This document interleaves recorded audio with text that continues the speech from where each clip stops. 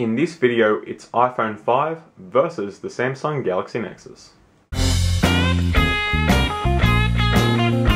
First, let's kick it off with displays.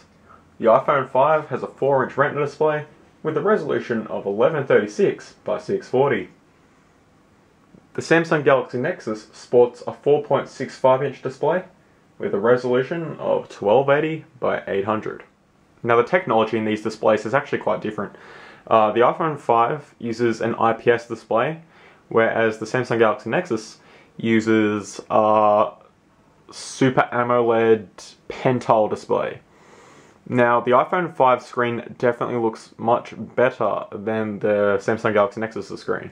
The pentile display looks quite grainy sometimes, and at low brightnesses even looks purpley. It looks alright generally, but definitely does not compare to the iPhone 5's Retina display.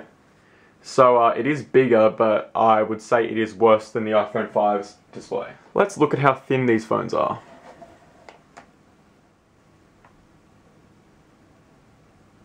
I guess the iPhone 5's a little thinner. I find the battery life on the iPhone 5 to be better. I've only been using it on 3G, as I don't have 4G in my area. I've been using my Samsung Galaxy Nexus on 3G as well, and I would definitely say the iPhone 5 has better battery life. Talking about cameras, on the front of the iPhone 5 we have a 720p FaceTime camera, they call it. On the front of the Samsung Galaxy Nexus we've got a VGA camera. Yeah, it's not very good. Going around the back, 8 megapixel camera and a 5 megapixel camera. In the camera department, the iPhone 5 destroys this thing.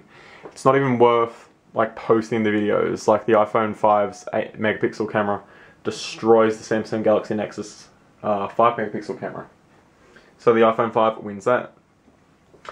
Now, in terms of software, this is really a personal preference. Now, me personally, I'm quite a big fan of Android. I'm still running Ice Cream Sandwich on my Galaxy Nexus because I keep going to update and it says it's up to date. I'm not sure why I haven't gotten Jelly Bean yet. So I still haven't got Google Now, that cool new Google voice searching thing. But yeah, Jelly Bean's really good. I've been using it on my Nexus 7 and it's really a great improvement to Android. Now, personally, I actually do prefer Android over iOS as I like the customization it offers. I really like widgets. So for example, if I want an analog clock on my home screen, it's quite simple. Go ahead and drop that there, and I now have an analog clock on my home screen. As you can see there, that's a Flipboard widget. You just get an unparalleled level of customization on Android, and you get next to no customization on iOS. You've got square icons. iOS is definitely looking very stale and boring in the 21st century. For example, I've got power notification widget right here. I can toggle Wi-Fi on and off, I can toggle Bluetooth on and off, I can sync, I can change my brightness settings. All this just on my home screen, right? Whereas on the iPhone 5, I have to go into settings to do all that sort of stuff. So I really do like the customization Android offers. This is a bit of a generalization, but I would say the iPhone is better for the novice user. Better for the non-techie. For techies, I definitely think that Android is the way to go, but if you're not too bright, then the iPhone 5, or any iPhone for that matter, is definitely better than an Android phone. Here is a nice video that I shot on the iPhone 5. As you can see, the Retina display really is a beautiful display, and I admit it is much better than the Samsung Galaxy Nexus display. Now let's go ahead and talk about build quality. The Samsung Galaxy Nexus is constructed fully of plastic. It has this flimsy as hell back. Samsung's signature plastic rubbish. Once you put it on the phone, it doesn't feel half bad, but it really does feel pretty dodgy when you take it off, and it's really hard to snap back on, as you can see right now. It's actually pretty hard to snap back on, and it will take some time. I think it's on. Oh no, but you've still got a little bit there. Let's go ahead and try to force it in. So, and more, there's more. So yeah, the build quality of all Samsung's products really leave a little to be desired. The build quality of the iPhone 5 is simply amazing. You've got a gorgeous glass front display. It's constructed all out of metal. You've got a little glass top and bottom there, but all this part is fully metal. All the band is metal, the button is metal, like all the buttons over on the G Nexus are plastic. The iPhone 5 really does have superior build quality, and I would say the iPhone 5 has the best build quality of any smartphone on the market today. Now let's take a look at gaming on these phones. Load up Temple Run on both devices.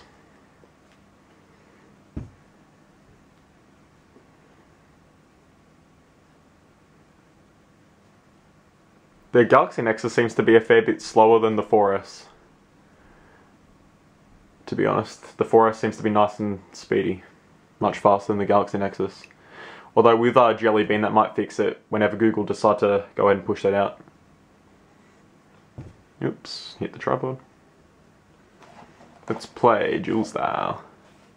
So there we go, we're playing and I'm dying and playing and dying and playing and dying. So they're both good for gaming, although I would say gaming is smoother on the iPhone compared to the Android device. And the reason I think the gaming is smoother on the iPhone is because developers know exactly what hardware is in each iPhone, and they can really tune their app specifically to the hardware.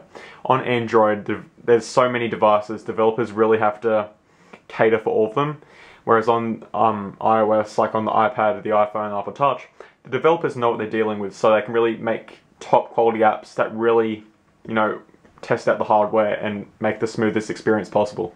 If you really love taking photos and you're into lots of editing apps, you like taking like mobile photos on the go, I'd really recommend the iPhone 5. It has a fantastic camera, beautiful 4-inch display, which is not only big, not as big as the Galaxy Nexus, but is much better quality. I would recommend this to photo takers and just people, like general people, most people in general. The Galaxy Nexus I would recommend to geeks, essentially, because this is stock Android, no skins on it. I'd recommend this to geeks as it's not the best hardware in the world, but geeks will probably love it. So that's about it, guys. Any questions at all, just go ahead and drop them in the comments below. I really like making these relaxed videos because then I can just share my thoughts with you guys. Anything I don't cover in the video, you can ask me in the comments, I reply, then everyone who watches the video benefits and can see the comments. So yeah, that's going to do it for this one, guys. Go ahead and give this video a thumbs up as I really appreciate it as I open music on the iPhone. Drop a comment down below, click subscribe right above this video. Follow me on Twitter over at twitter.com/iTechEverything for updates and news. And stay tuned, I'm going to have plenty more tech on iTechEverything. New iPod Touch and new iPod Nano coming in next month. So stay tuned for all of that, and I'll see you guys in the next video.